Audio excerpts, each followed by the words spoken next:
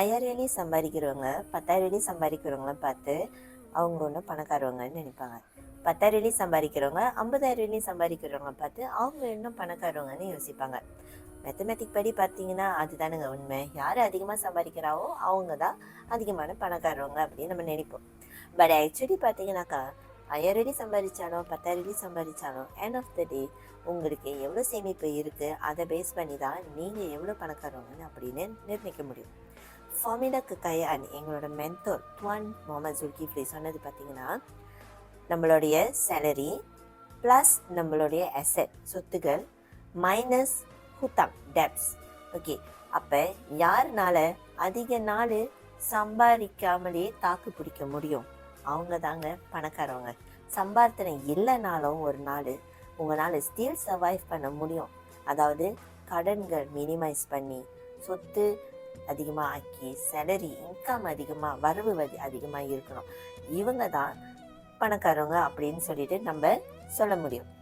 உங்களுக்கு சேமிப்பை நீங்கள் கண்டிப்பாக ஆரம்பத்தில் ஸ்டார்ட் பண்ணணும். அப்படி உங்களால் சேமிப்பு பண்ண முடியல, சேமிப்பு பண்ண கஷ்டமாக இருக்குது அப்படின்னா கண்டிப்பாக நீங்கள் வந்துட்டு பல வகையில் இன்காமை க்ரியேட் பண்ண முயற்சி செய்யணும்.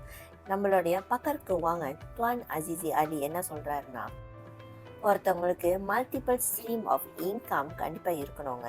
ஸோ ஒரு வழியில் மட்டும் இன்கம் வராமல் பல வழியில் இன்கம் வர்றதை நம்ம முயற்சி செய்யணும். அதே சமயத்தில் சின்னதாக நீங்கள் உங்கள் உங்களோட சேமிப்பை நீங்கள் செய்யலாம். ஒரு வெளி அப்படின்னு ஆரம்பிக்கலாம், இல்லது பிள்ளைங்களோட எஜுகேஷன் ஃபண்ட் அப்படின்னு சொல்லிட்டு ஒரு தாபம், பிள்ளைங்களுக்கு கல்யாணம் அப்படின்னு சொல்லிட்டு ஒரு தாபம், உங்கள் ரிட்டைர்மெண்ட் ஃபண்ட் அப்படின்னு சொல்லிட்டு ஒரு தாபம்னு செப்பரேட் பண்ணி நீங்கள் செய்யலாம். எப்படி செஞ்சாலும் உங்களுக்கு கோல்டாக நீங்கள் வந்துட்டு சேமிப்பு செய்யும் போது நீங்கள் சேவிங் பண்ணுறது உங்களுக்கு டபுளாக மல்டிப்ளை ஆகுது. அதே நேரத்தில் அது உங்களுக்கு சொத்தாக சேருது.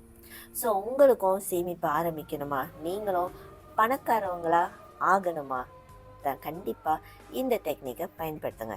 எவ்வளோ சம்பாதிக்கணும்னு முக்கியம் இல்லைங்க, கடைசியில் எவ்வளோ சேர்த்து வச்சுருக்கிறோம் அதுதான் முக்கியம். இதை பற்றி மேலும் தெரிவித்துக்கு பயோல லிங்க் இருக்குது, எனக்கு நீங்கள் புலனம் பண்ணுங்கள்.